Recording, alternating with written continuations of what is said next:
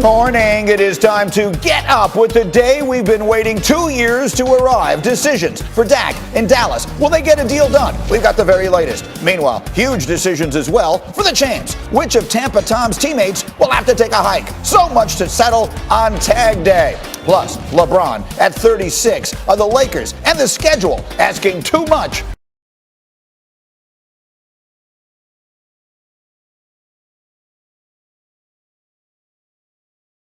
You were there and you've chosen to get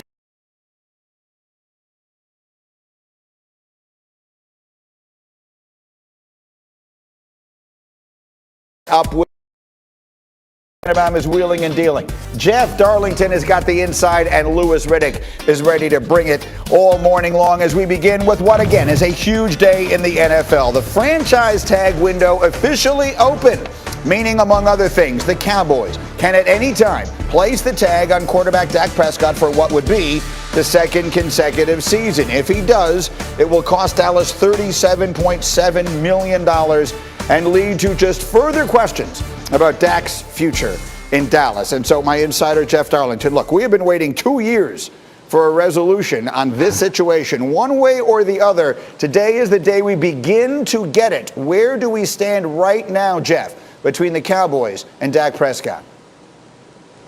Well, Greeny, for many, this is the beginning of the franchise process. For Dak Prescott, it feels more like a restart. Let's not forget that it was last year when the team also applied the franchise tag, not on the opening day of the franchise tag window, but instead toward the end, March 9th being that deadline this time around. This is significant, though. This day is significant because basically what we're talking about here is the Dallas Cowboys saying, hey, look, if we can't reach a long-term deal, we'll probably slap that tag on you again. So let's get to the table. Let's start negotiating. Very important to point out here, though, speaking with people on both sides of this thing, it does not sound as if any progress has been made in a long-term extension for Dak Prescott. So while this is the beginning of the process for this year, it also feels like we still have a very long way to go. It's just Groundhog Day. I mean, it's just every single day. They're getting no closer to a resolution while the clock is ticking. Let me bring the whole crew in here and let's talk about this. I mean, Mike Tannenbaum, first of all, you've been the general manager. You've been in the room when these conversations take place. Do you directly say, if you're sitting in that room, do you directly say, look, we're going to tag you if we don't get a deal done? Is that explicit? Are those conversations that actually take place when you're in the room having these discussions? 100%. I'm saying that at the beginning of the conversation. I'm saying it at the end. We may not announce it until, as Jeff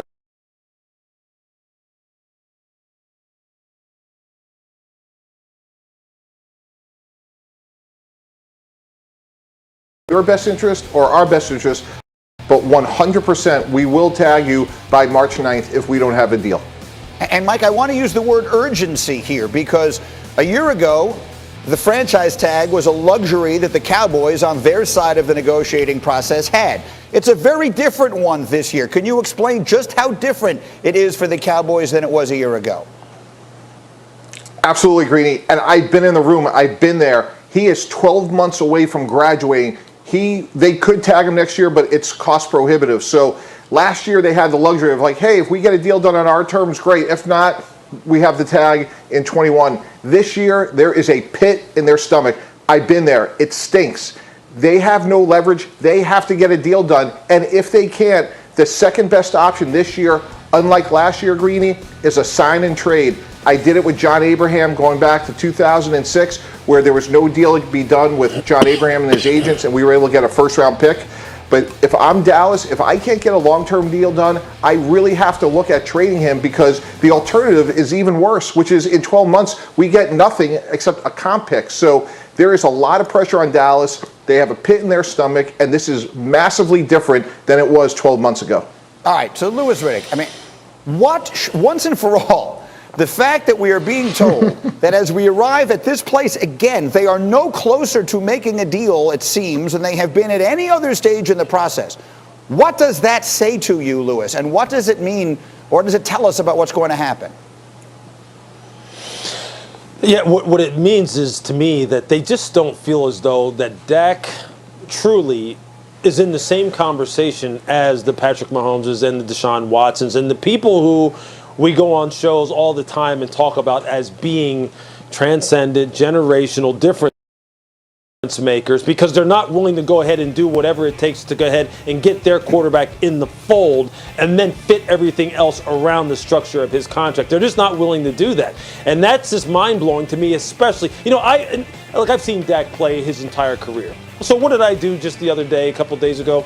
I went back and just started watching some of his best throws and really watching some of his worst throws and just watching him throw the football and execute within the confines and context of this offense. And it's just, I don't understand what else it is that Dallas could know that we don't know as far as his performance on the football field or what we know about Dak off the football field that would give them pause to not go ahead and make sure that they do everything they can from a contract negotiating standpoint and a future cap planning standpoint to get this done. I don't understand what the hang-up is.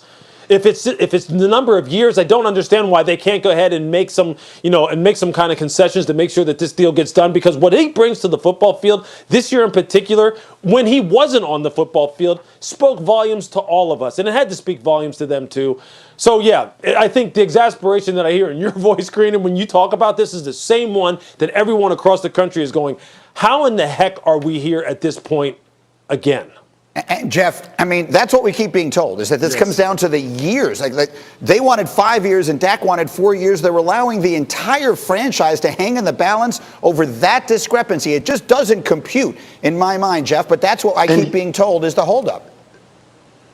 Greeny, and that's what makes this so much more complicated this year than it did last year and the year before that, because Dak Prescott wanted 4 years, not 5 last year. The Cowboys wanted him on a 5-year deal. So what happens this year? Does Dak say, hey, look, the clock's still ticking. Now it's 3 years. Now it's a 3-year deal. I mean, so how do the Cowboys handle that? To me, it just feels like the further away we get from the start, the harder it will be to bridge the gap. And that's why I have zero faith in this process. Okay, look, it is just the beginning, as you said, of this process, but it is going to be a fascinating week or so as this plays out. We have much more on this as we go. But again, it is the franchise tag process begins for everyone. So to tag or not to tag? That is the question. Let's talk about other players who might be in this conversation. Lewis, should the Bears tag Allen Robinson? Absolutely, they should tag Allen Robinson. Look, he may not be a 1A receiver that can just change the complexion of a football game because of his dynamic playmaking ability, but he without a doubt is a 1B that just needs a complementary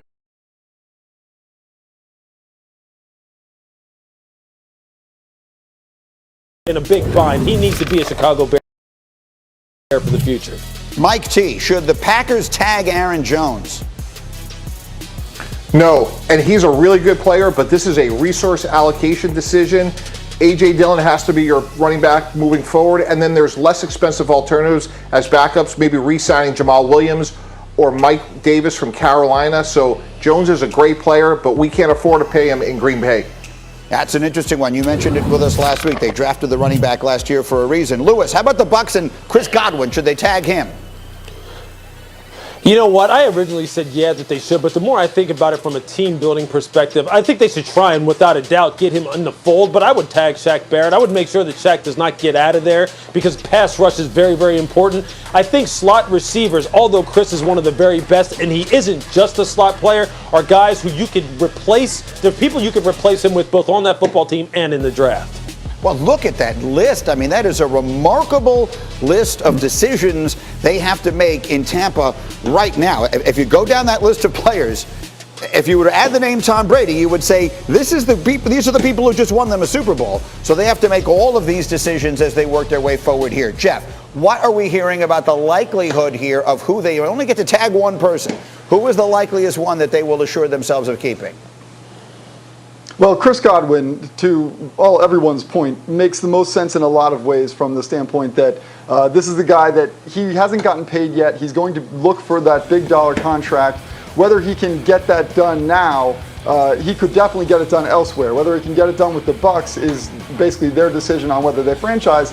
Shaq Barrett, though, to Lewis's point, makes the most sense from the positional standpoint. The downside there is, though, because he was tagged last year, it's a 20% bump on top of that. So it's really going to come down to Jason Light putting a priority on how he can replace those guys if he potentially loses them. I think they'll ultimately tag Chris Godwin. Chris Godwin, who is a 24-year-old receiver, so he hasn't made the huge money out there yet, and he is one who people will be throwing money at. But, Mike, We all just sat here and watched the Buccaneers win a Super Bowl primarily because that defense was so good. So as you're making these decisions, are you prioritizing the defense?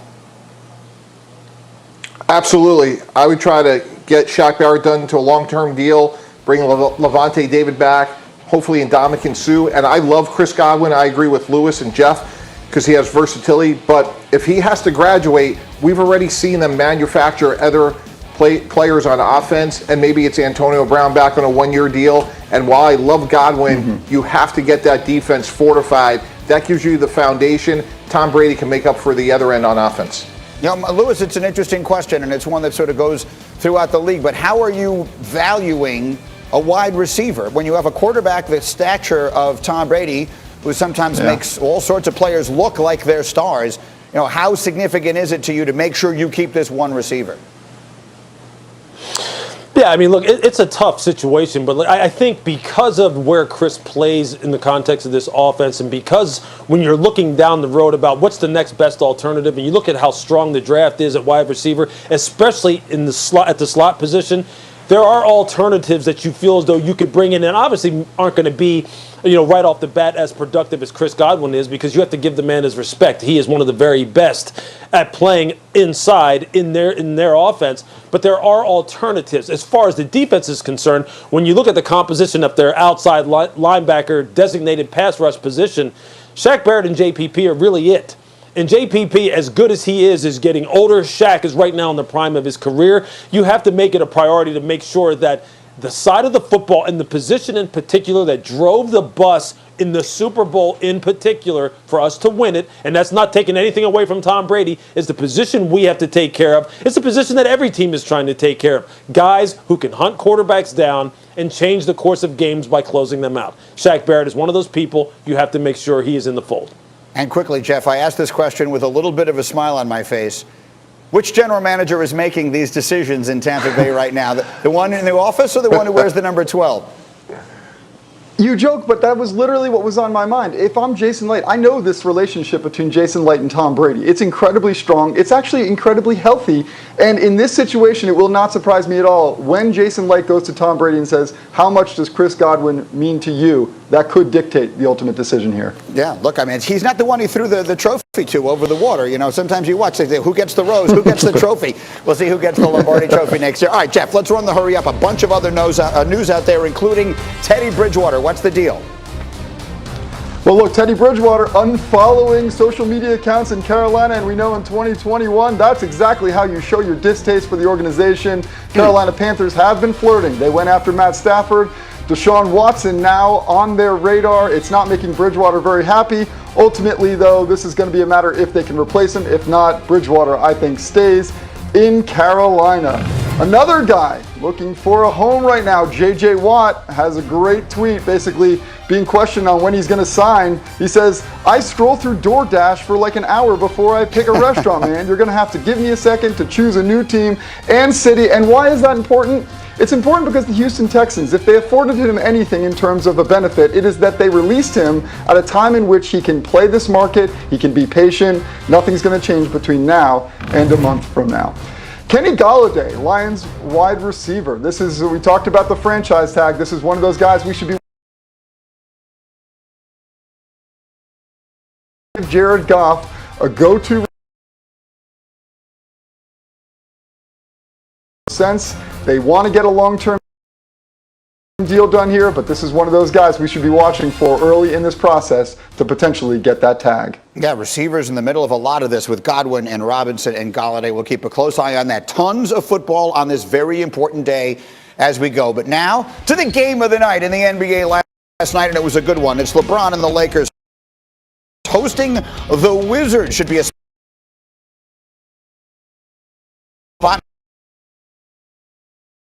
KCP for three, and it's good. He had 21. Lakers tied at 111. Next, Wizards possession. Where's Russell going to go? How about Danny Avdia in the corner? The rookie with the three. Wizards. Strong yes off glass. He would So the Wizards have a chance to win it. 6 seconds to go. Bradley Beal, the NBA's leading scorer. This is for the three and the win, and it's no good. And we're going to overtime, tied at 115. Under a minute left in the OT. Wizards are up by 2. Beal, Alex Caruso. That's not a good match.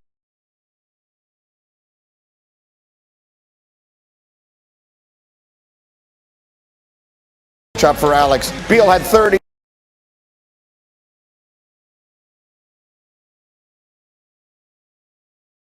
Wizards inbounding, still up 1.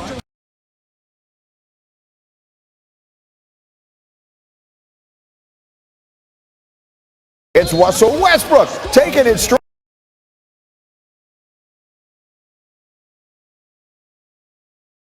He had 32 points plus 4.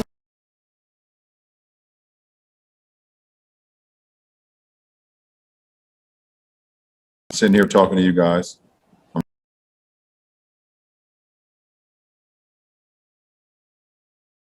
LeBron needs more rest, or I should take more rest.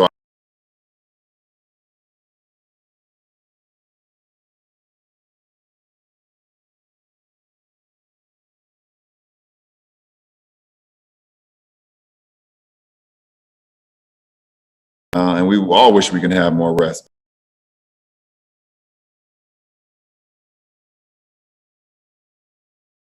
But, you know, I'm here to work, and I'm here to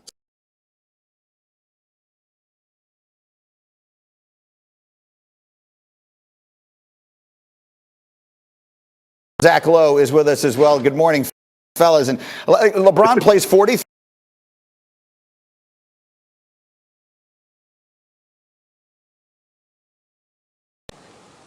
Absolutely not. Greeny, look, you heard what LeBron James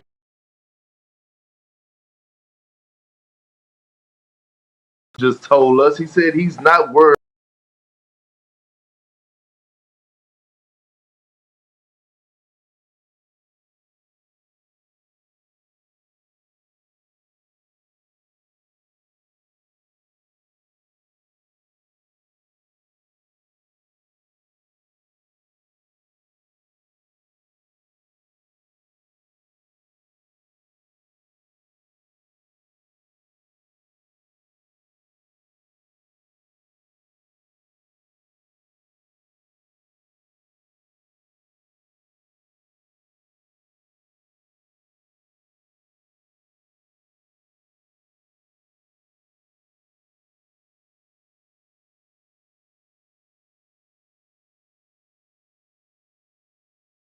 To just say, okay. How important do you think that is to him, Big Perk? There's so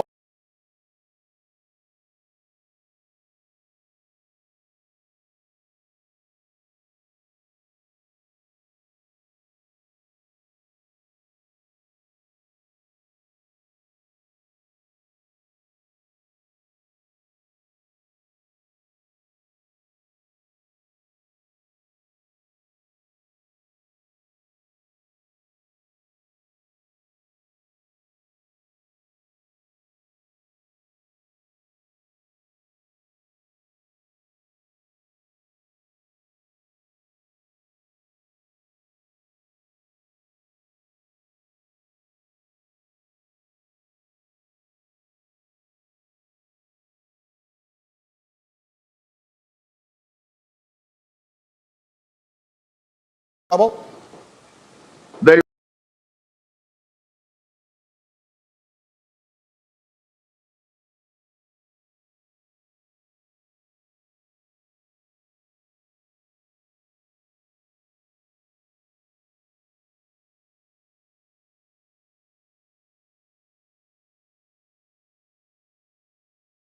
got to without any.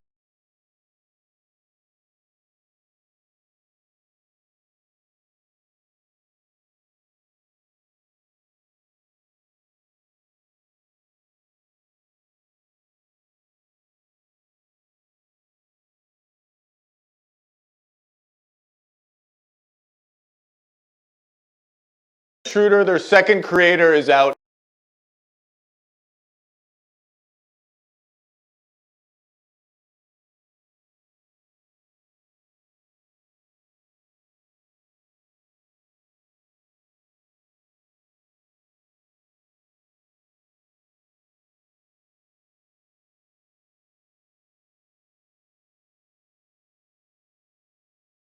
this little blip on the radar, and it's all going to.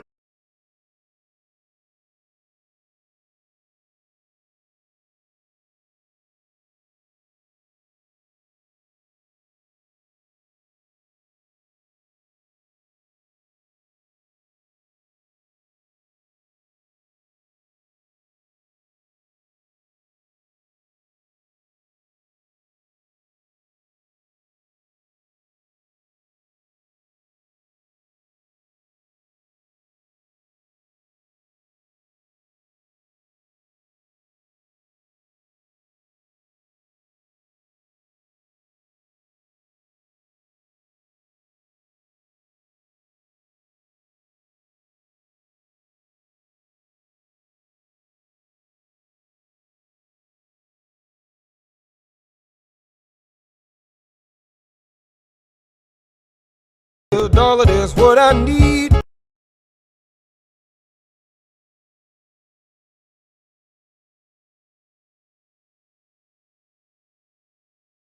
The Burger King $1 your way.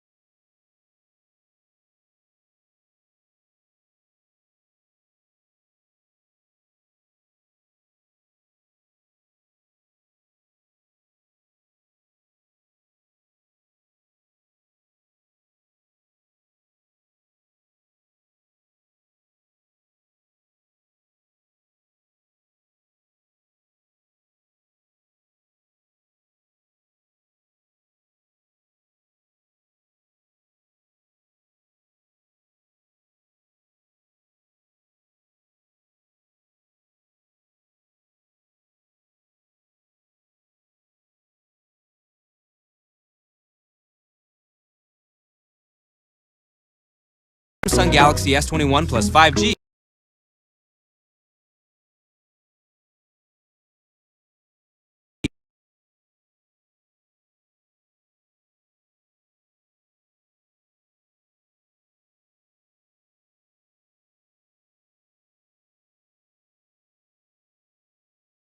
Follow.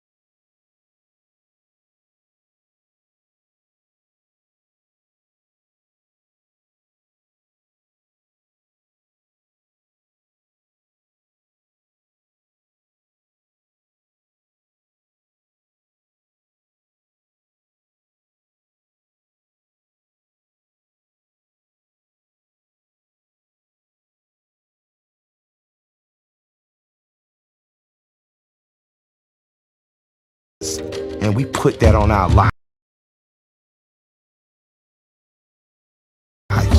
daily.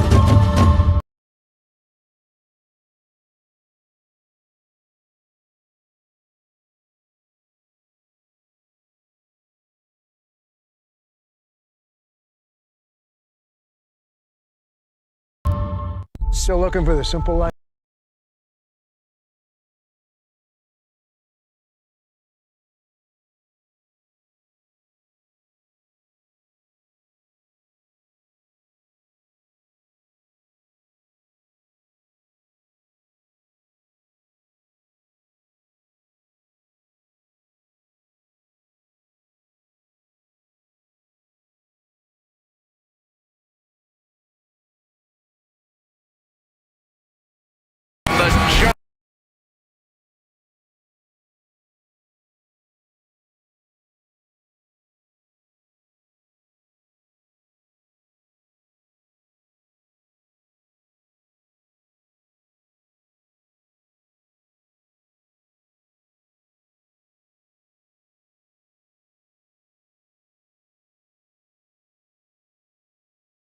Why did it go so wrong for Carson?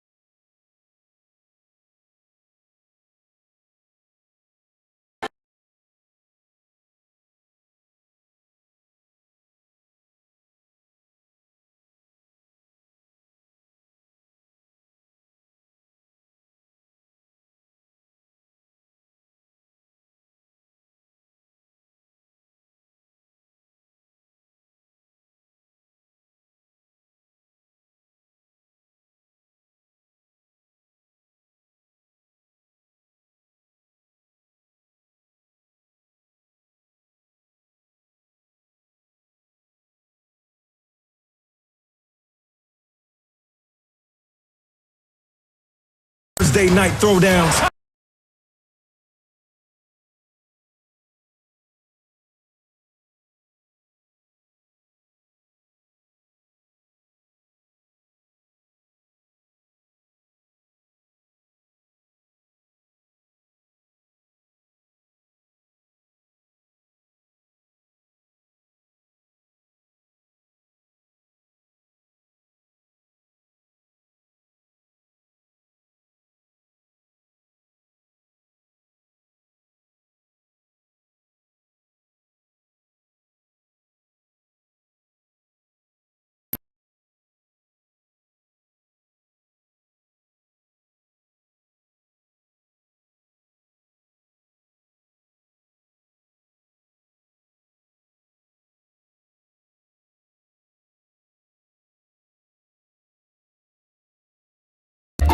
We created virtual wallets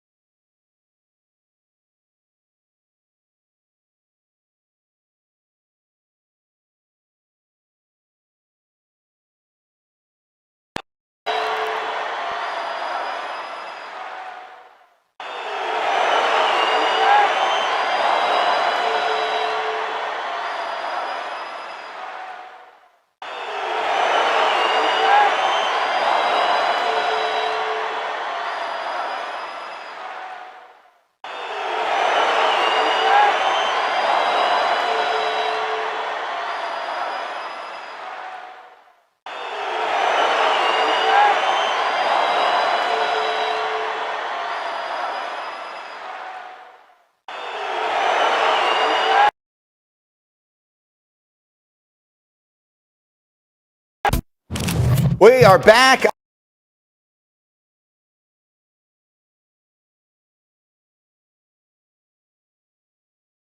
on Get Up, and number, and the answer is no on a possible switch. So and look who gets up with us this morning. Brian Westbrook, Eagles legend, is up here with us today, and we're delighted to see you. We've been trying to get you on the last couple of days.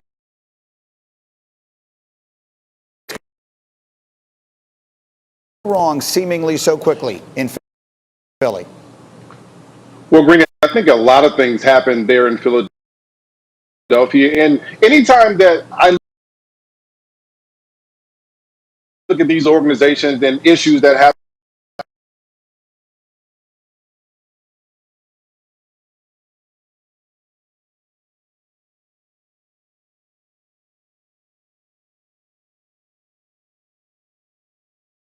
look at Doug Peterson, a coach that I think is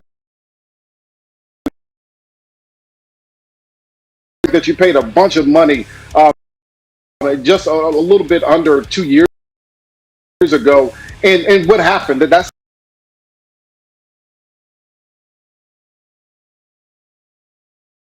general manager and the quarterback,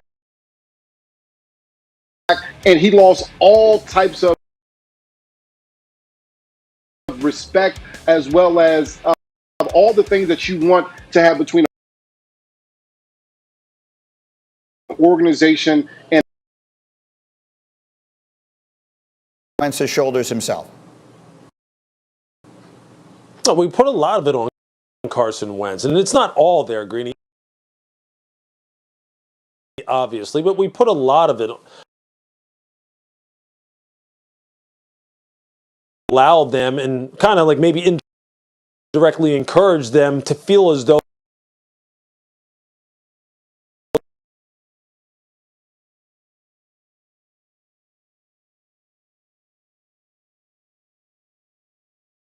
the head coach. I mean, what would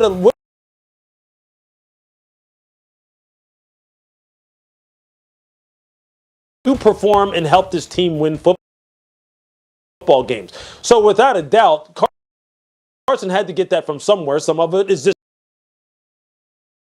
intrinsic and internal to him. Some of it has to come from the fact that people made you feel as though you're bigger than anyone else.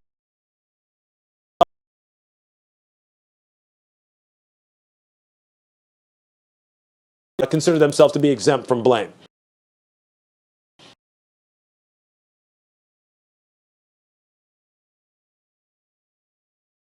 On that team.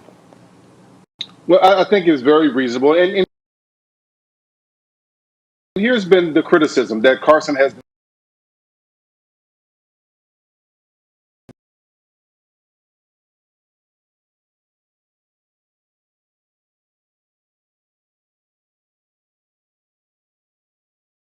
wrong with everybody. A part of the quarterback job.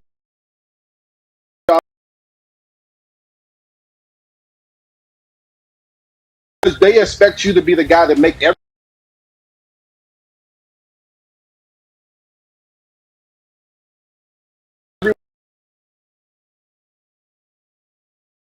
is key. When Drew Brees,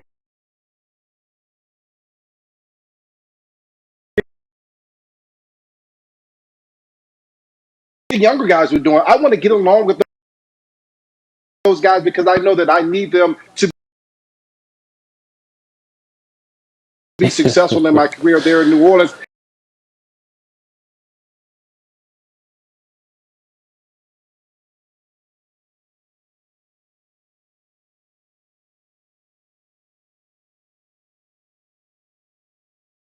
Start that he is looking for in Indianapolis. But as far as what is left behind, in your mind,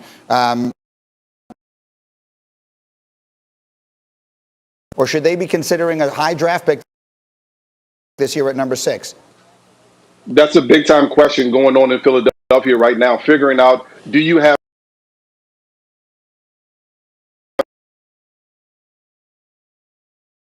but he has to be better. He played like a rookie, and he played like a rookie that didn't start most of the games, that didn't have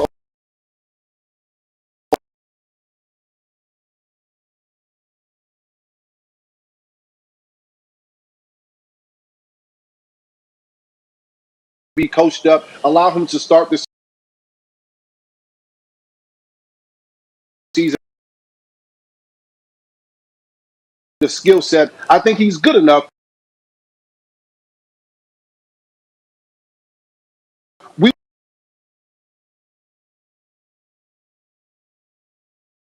He doesn't have a bunch of talent around him at this.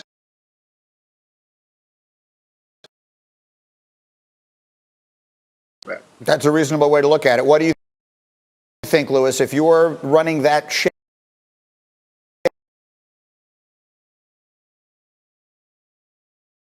The people who are making decisions there in Philadelphia, they don't look at things as a rebuild. They always look at it as being maybe a couple moves away way, a couple smart strategic moves away from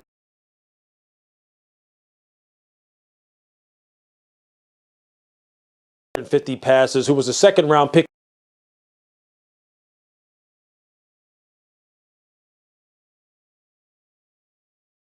Equality,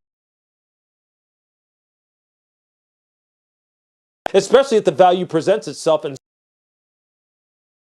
someone who you grade very highly.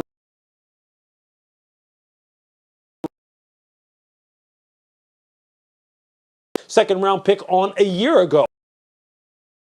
But the fact of the matter is they misplayed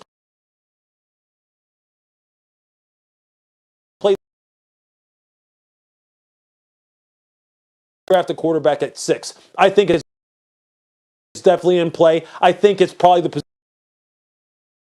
position that they go with. Quarterback factory, as they call it. Yeah, not to mention the fact that they play in a division where no one had a winning record last year.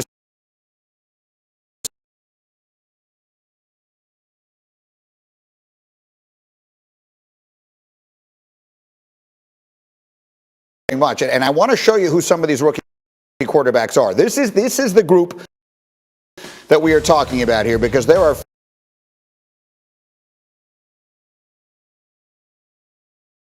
while not guaranteed, it certainly seems very likely that at least one of these quarterbacks will still be on the board by the time they draft, and maybe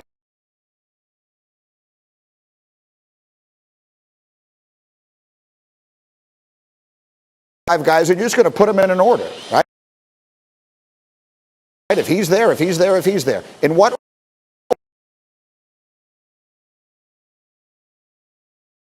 As you have mentioned, there are some blemishes on his record, but he's clearly the number one quarterback. He struggled second. He's my number 2 quarterback. Number 3 is Mac Jones, a really smart quarterback who was very productive this year, replacing Tua at Alabama. And he's a guy that's moving up a lot of people's draft boards. He's more athletic than people.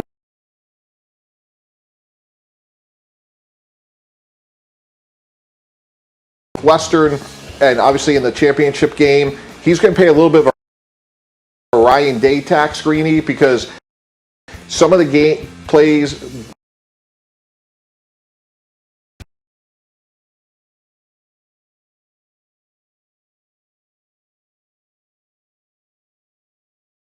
only played 1 game this year.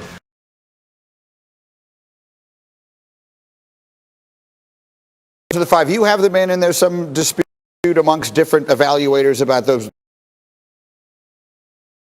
the bottom 3. It certainly seems like the bottom, to call them the bottom 3. They're all going to be picked in the high in the first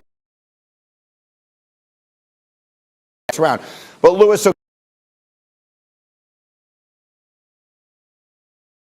are you taking one of those 3 guys if you're Philadelphia and saying, I'm going to put Justin Fields, as I'm just making?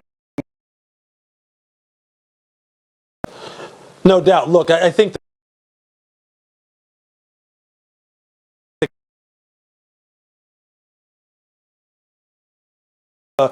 from a mental standpoint,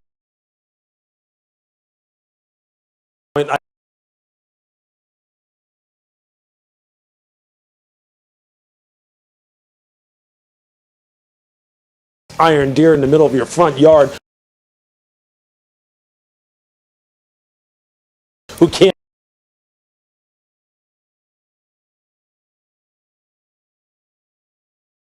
I think Carolina is the perfect.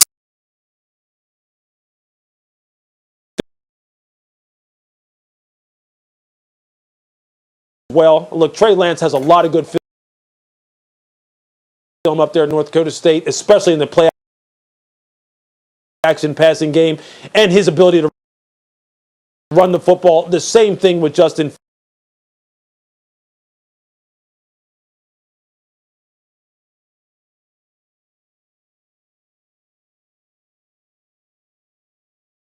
as There are a lot of people in the process talking.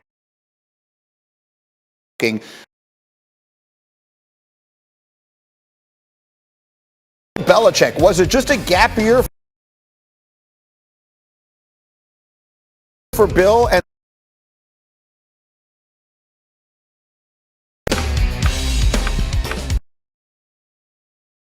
Finally moved in. It's a great old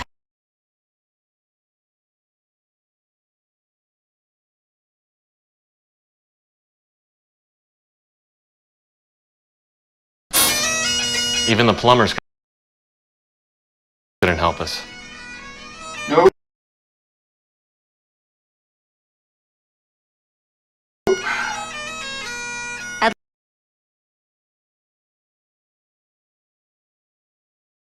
.com.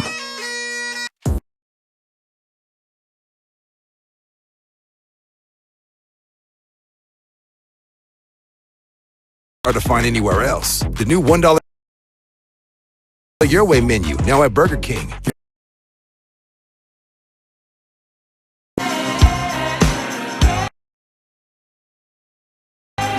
covering every detail. Making space for everyone.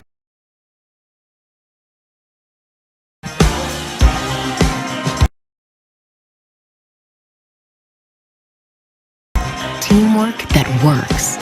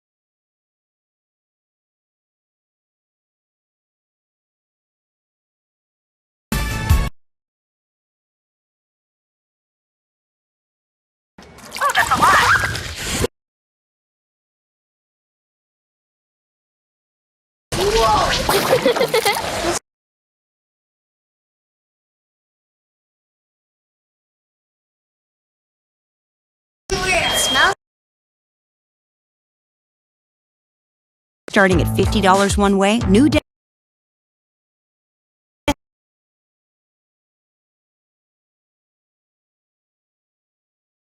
It's either the assurance of a 165-point certification process, or it isn't.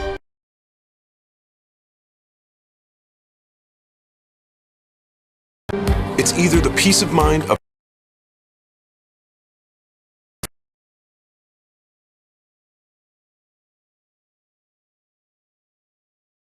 Mercedes-Benz certified pre-owned, or it isn't.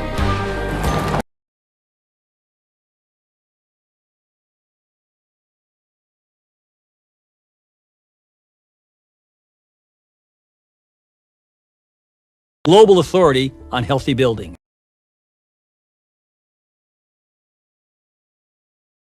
When you see the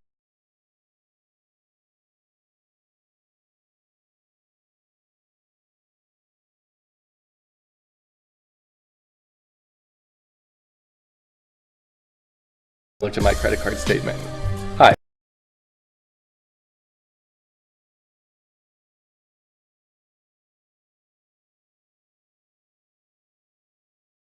Your fights doesn't get a whole lot better than this.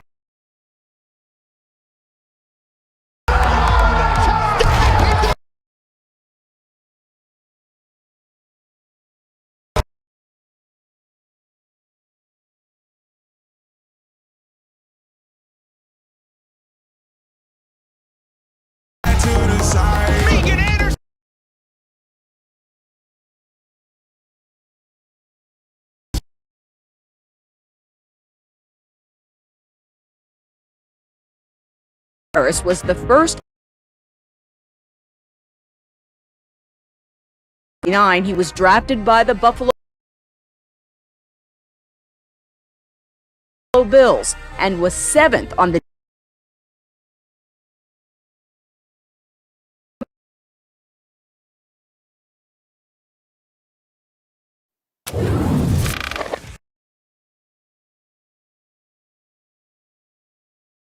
Back on Get Up, and former Patriot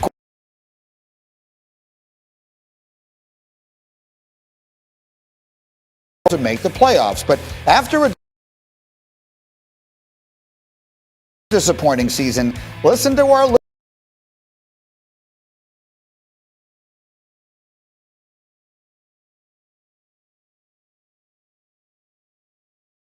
franchise quarterback.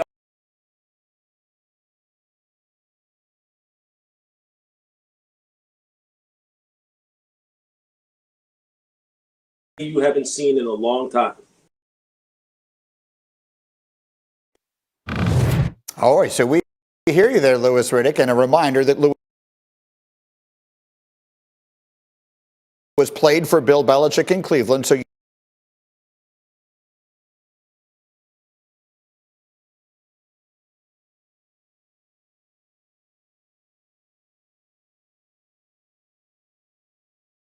Yeah, that's a great question. That's the first and foremost great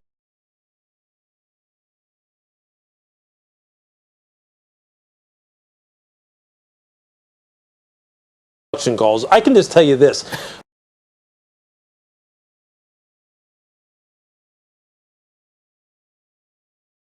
The frustration was palpable.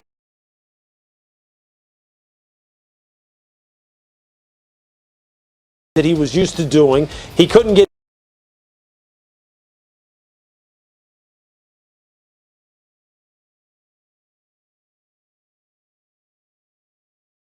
just tell, and you knew that come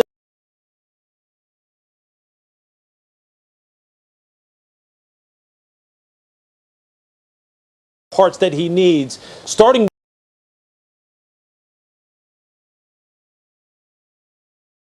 on defense, getting more playmakers at linebacker. I'm just telling you,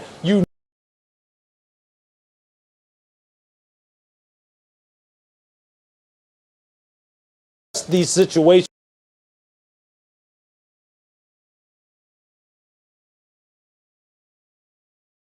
I had my time. The guy. the really big question is,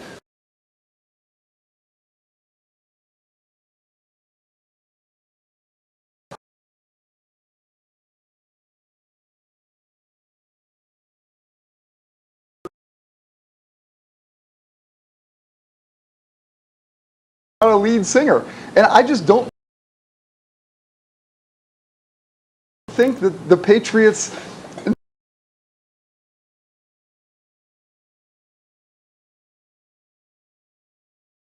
McVay, the prodigy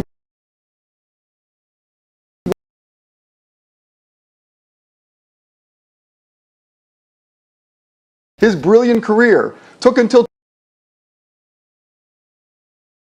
2 years ago because he had Patrick Mahomes.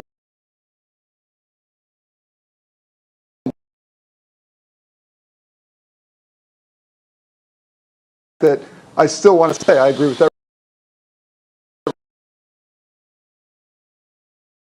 Belichick, and you have in fact sawn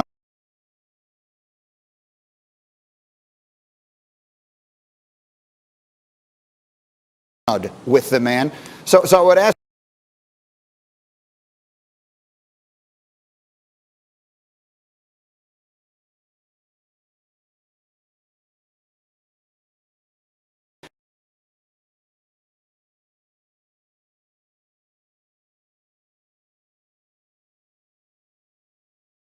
processing information and intelligence.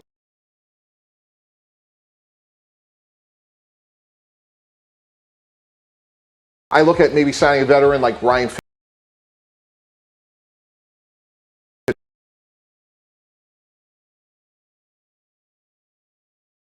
Saban connection. Bill Belichick drafted 10 players that Nick Saban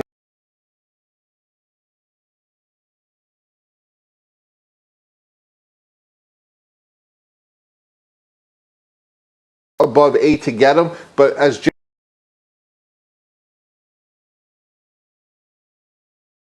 someone like Dante Hightower. So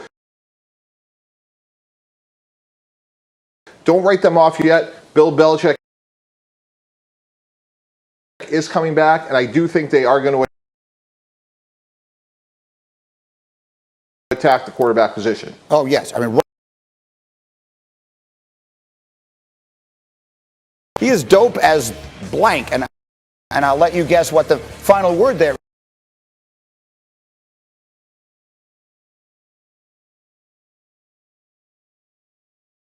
is. And so, Lewis, I will just ask.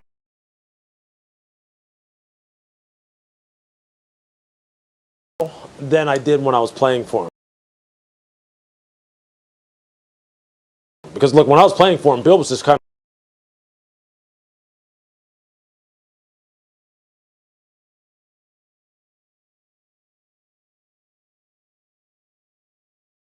He didn't have a lot of time for.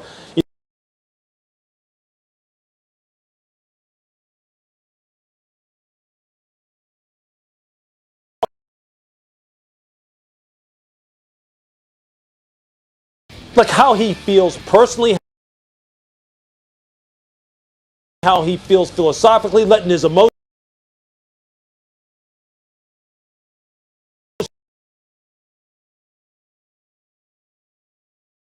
Something that would we could quantify.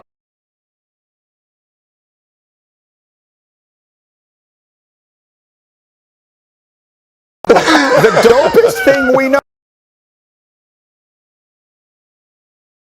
of is that his dog is sitting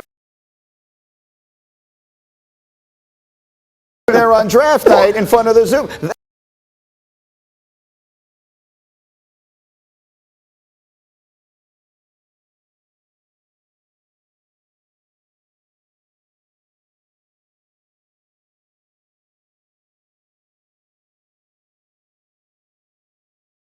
The guy is actually kind of funny, man. I'm just.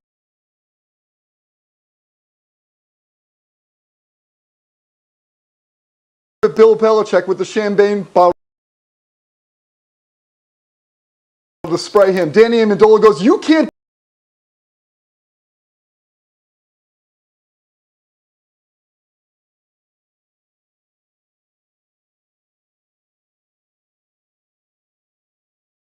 He is a football coach.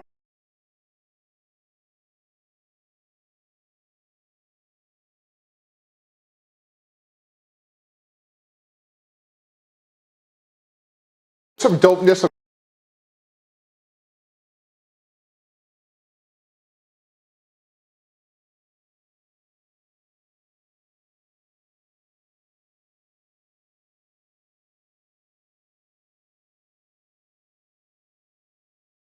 Dope. Okay.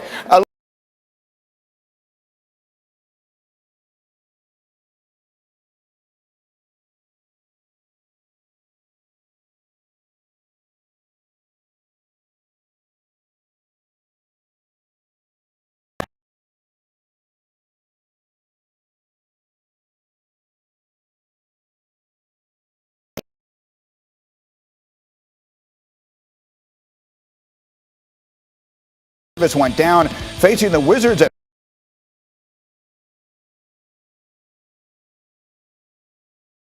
home last night. They blew a 17-point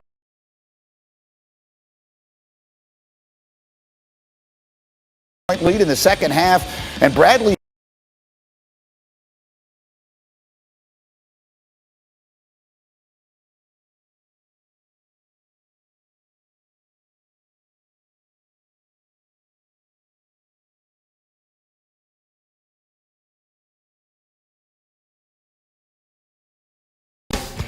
Did you know you can go to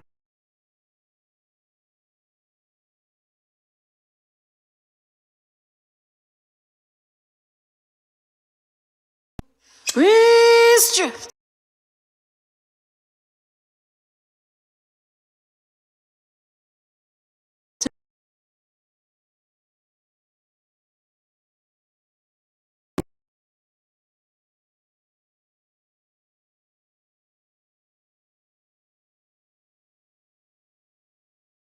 inhaler. Trelegy helps people breathe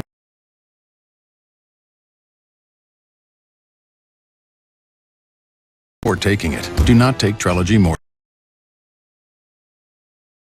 than prescribed. Trelegy may increase your risk of thrush, pneumonia, and osteoporosis. Call your doctor if worsened breathing,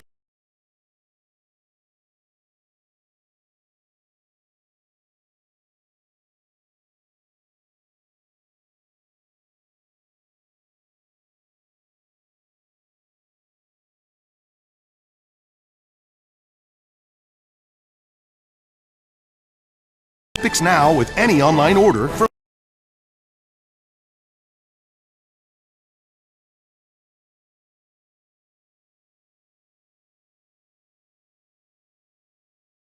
It's not just a great network.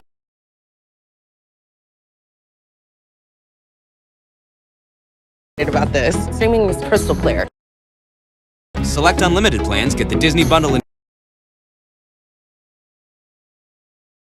included, and Discovery Plus on us.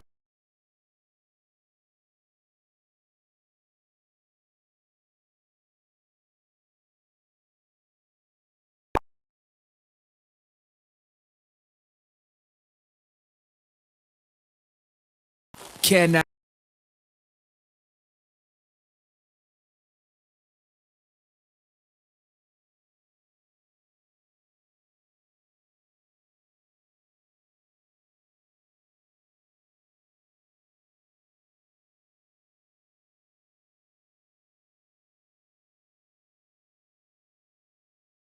Great, the show's starting. Come on.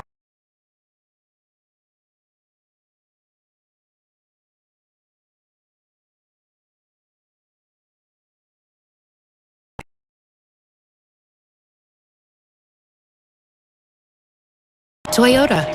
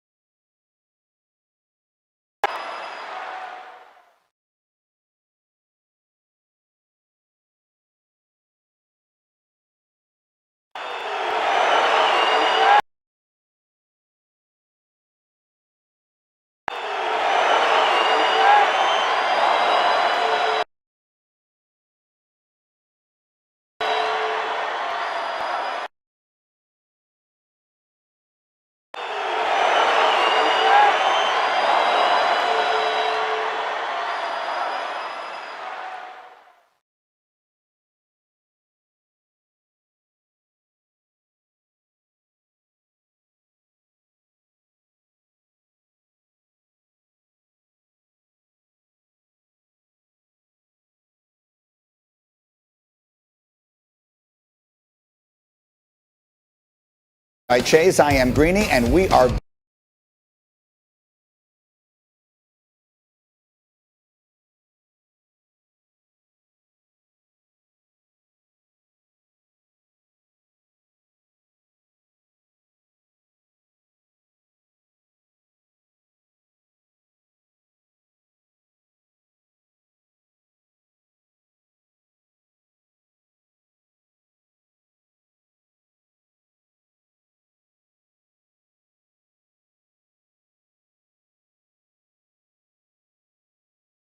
pretty much the conversation that we've been having for 2 years and more. He was tagged last year. He may play under the tag again at a cost this year of $37.7 million.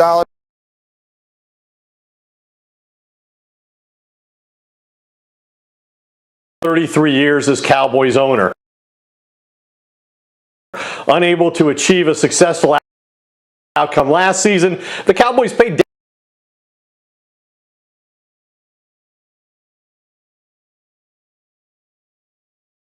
Dak Prescott a team record 31.4.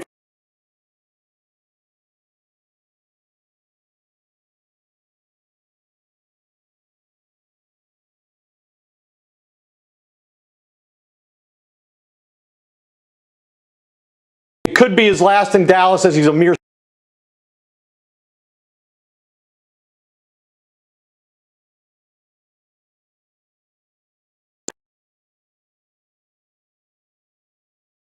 But all that really assumes a lot, because there are significantly different factors. Cost of the franchise tag for Prescott.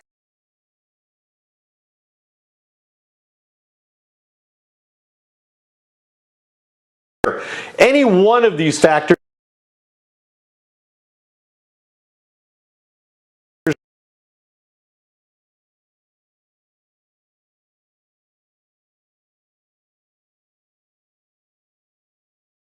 has had no access to him.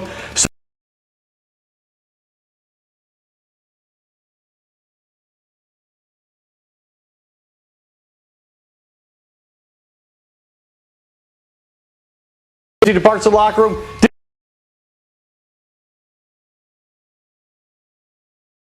Barry, I guess to some degree, has seen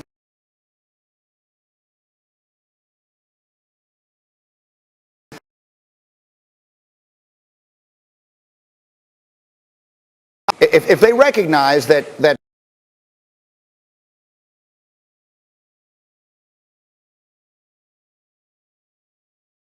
free agent, are there any other options?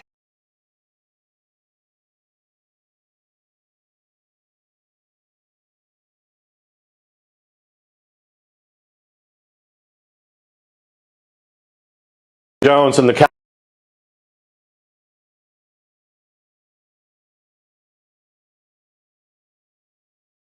in this draft, and continuing uncertainty about Dak Prescott's long-term commitment, I think they would have to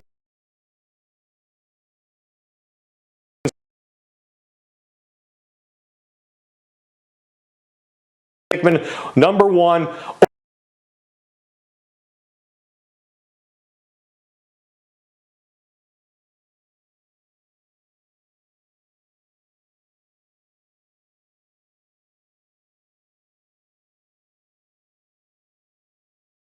We will be leaning on you through.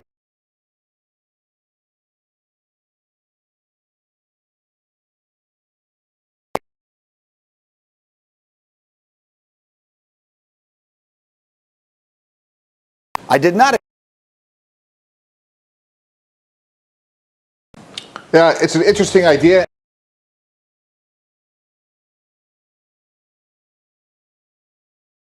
And I think Ed used the right word, which is Dallas.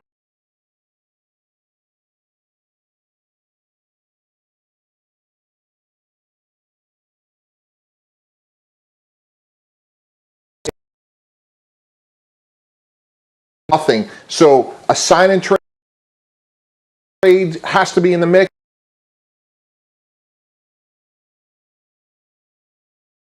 Every reasonable opportunity.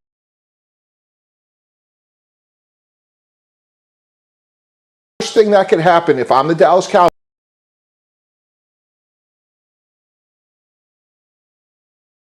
no quarterback and no plan. So you have to fix it right now.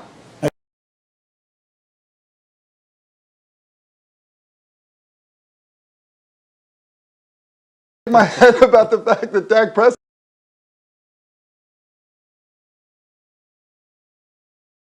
to remind ourselves here is last year the issue was the years of the contract.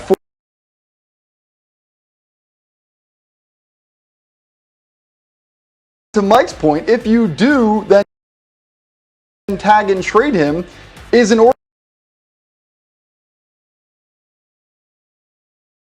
first round picks. So For the Dallas Cowboys,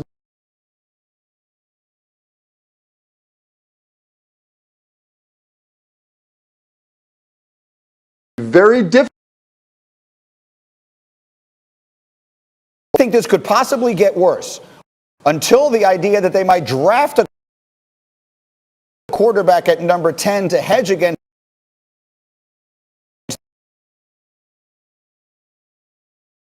get themselves into this position, Lewis, and more importantly, how do they get themselves out?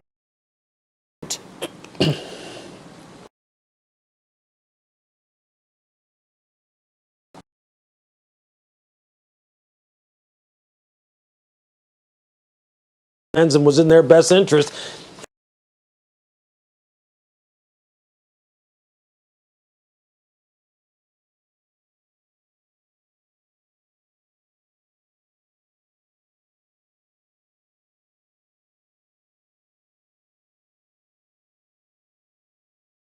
And you start and you sit there and you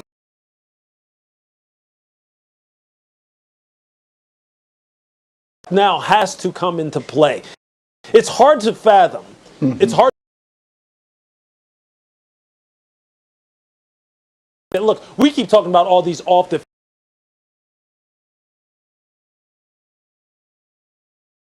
field type of machinations.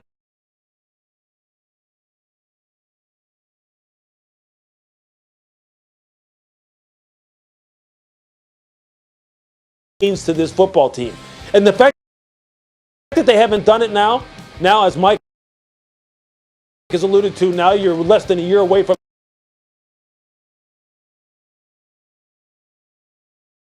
that. Really doesn't have really a good solution in the end, Greeny. It really doesn't.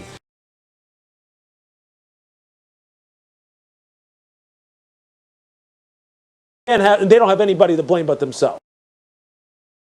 Correct. And so let's finish it with this.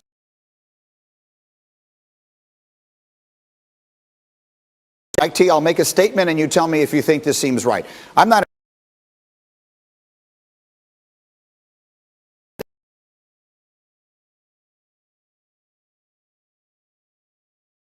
that the final outcome of this is that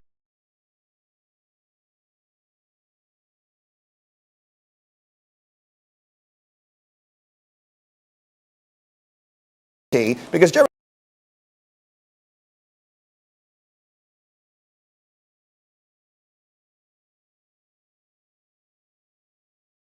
expectation here we can have Mike Tannenbaum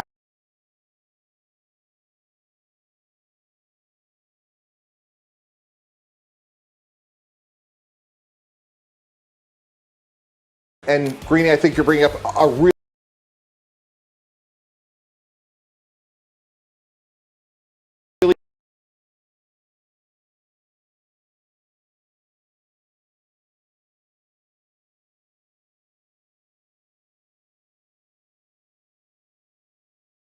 well, there better be, because otherwise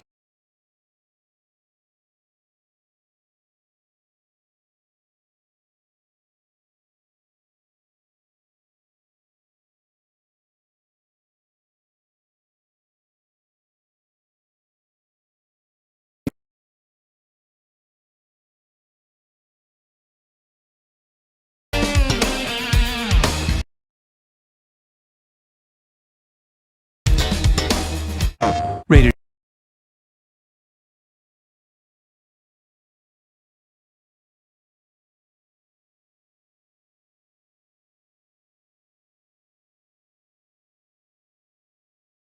Feel what's never been.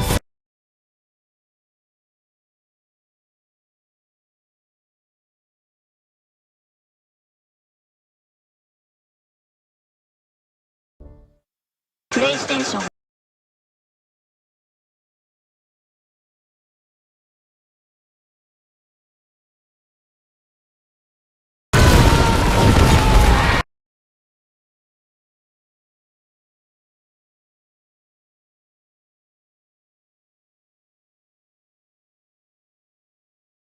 Was destroyed in 79 AD.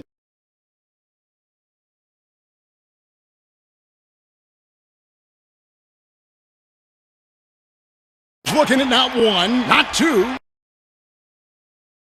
not three, but 19 grand.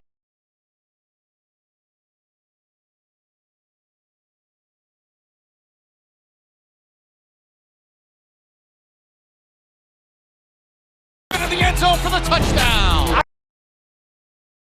I need it. Every snap from every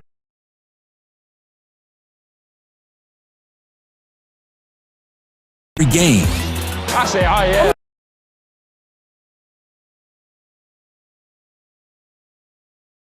Not losing.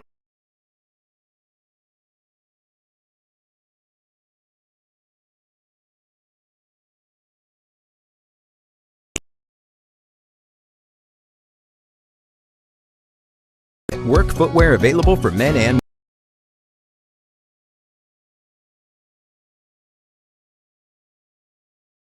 women. I'm Jason Tatum. Check out my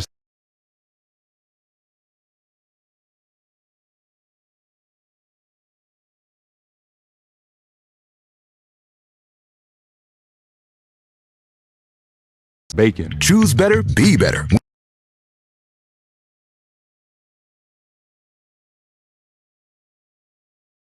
When you build your favorite sub, and now safe.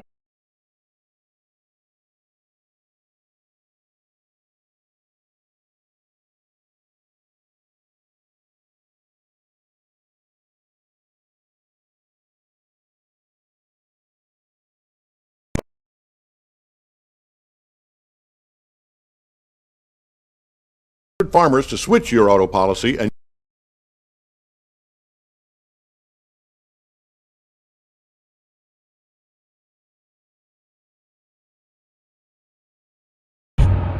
Our presence is beyond vital. Everything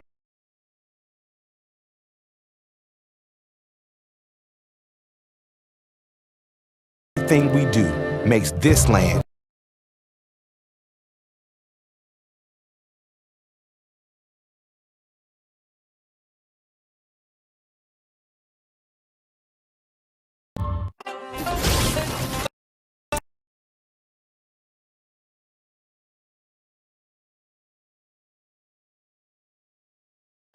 and game changers.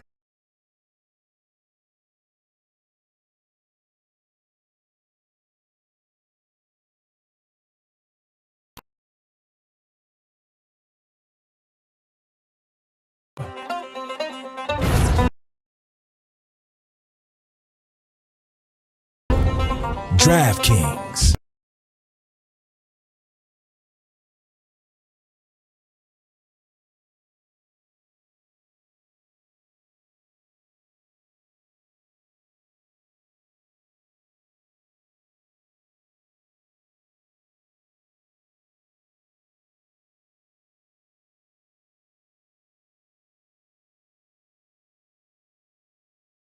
Video trash talking.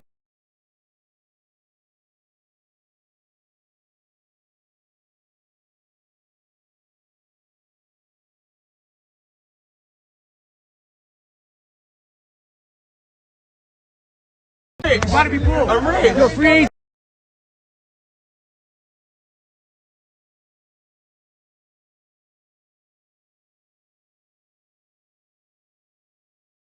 Camper issued an apology on social media saying, in part, first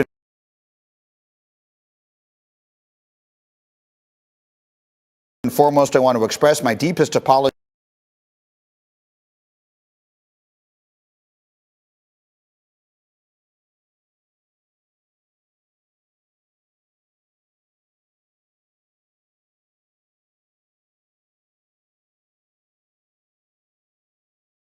Social media this week. Man has apologized for the incident. What is your takeaway from the whole thing?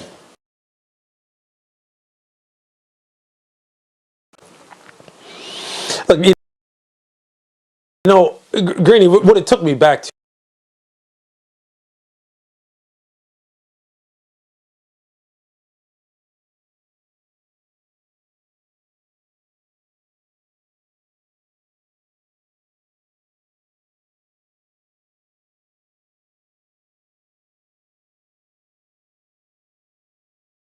Buffalo Bills and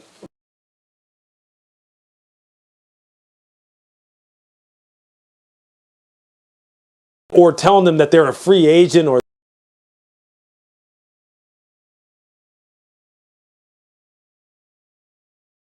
that they're washed up or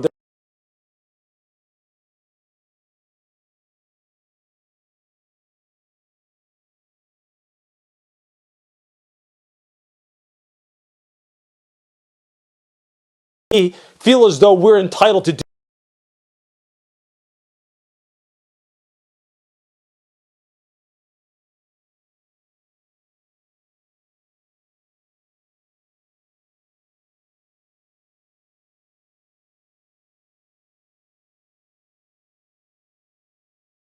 in that way, in that forum, in front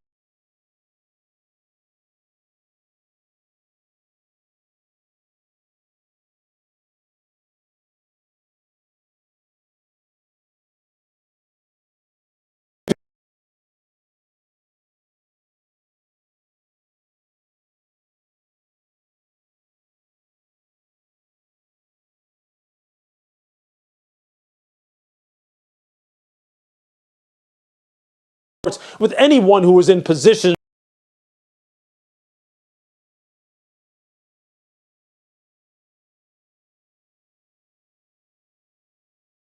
to impact the youth of our country.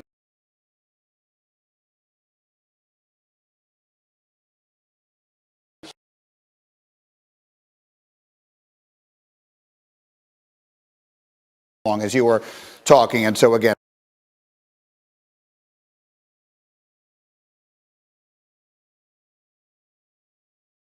I just wanted to give you the opportunity to share that.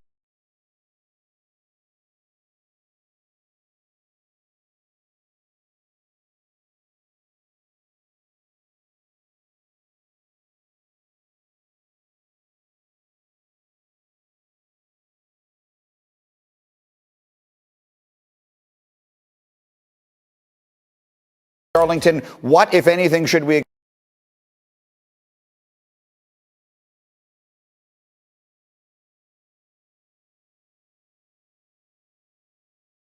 manageably healthy.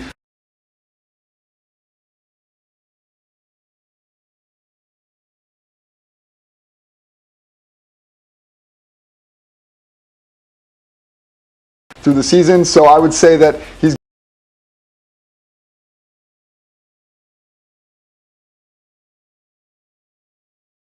Actually, Drew Lock is not entrenched.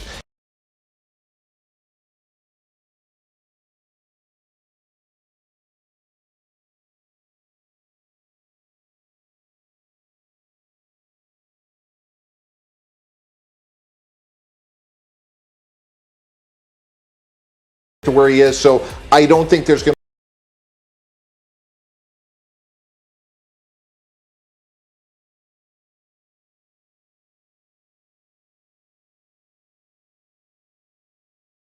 to find a way to land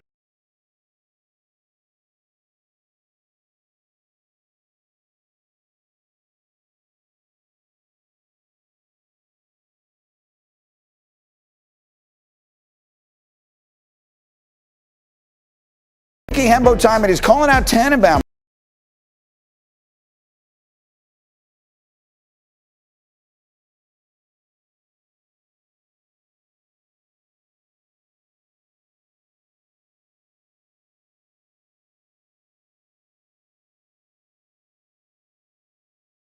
Family food critics will rave.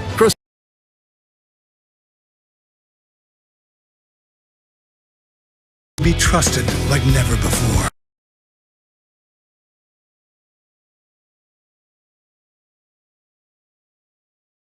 By redefining quality.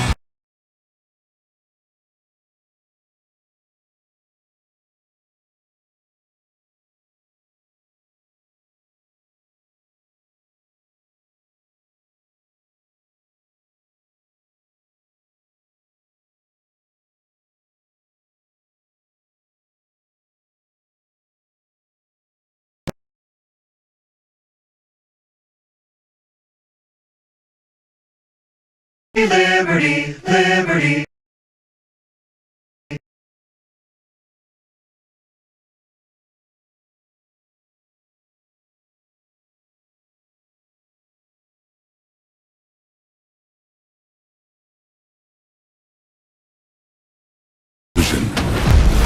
We are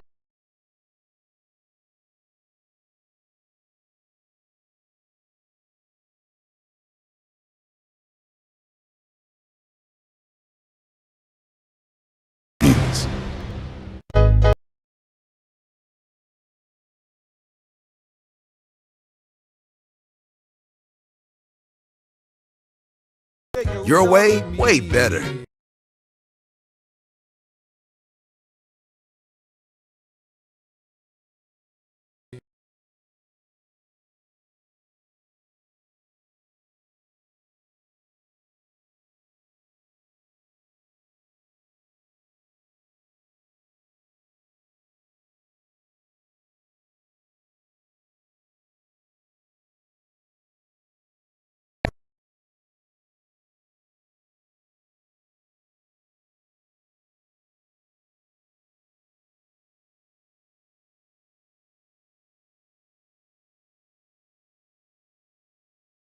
Dairy? Well, we're your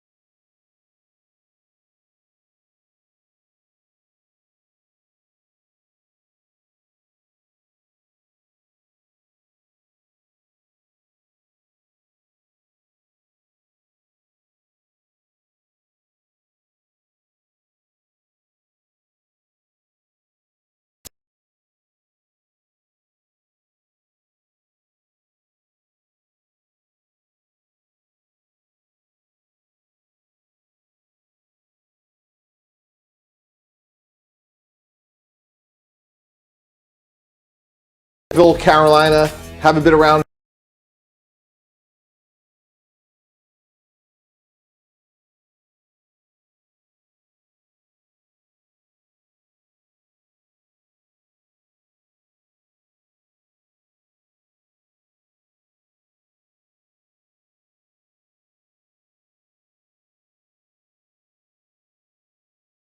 The Chicago Bears are a chart.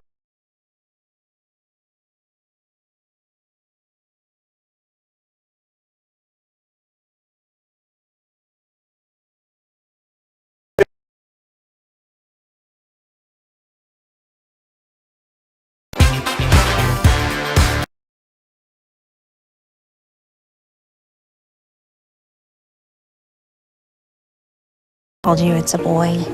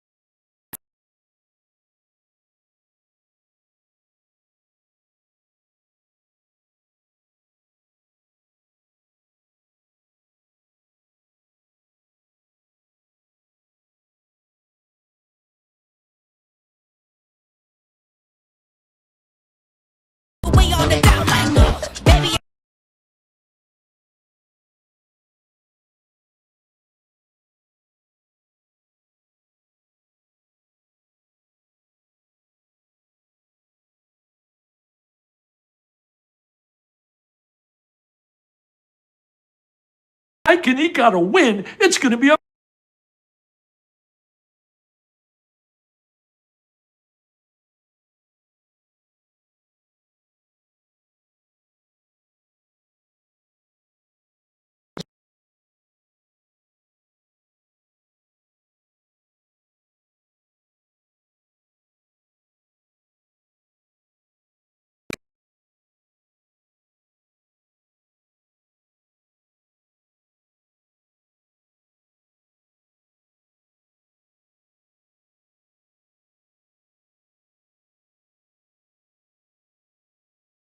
in the history of decision.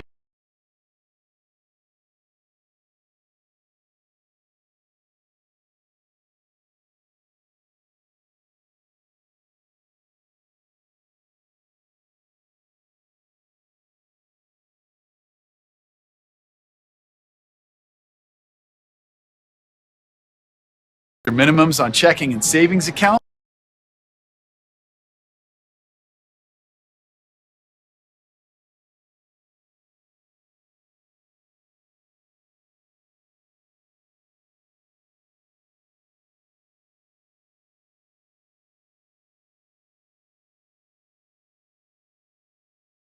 Light sky.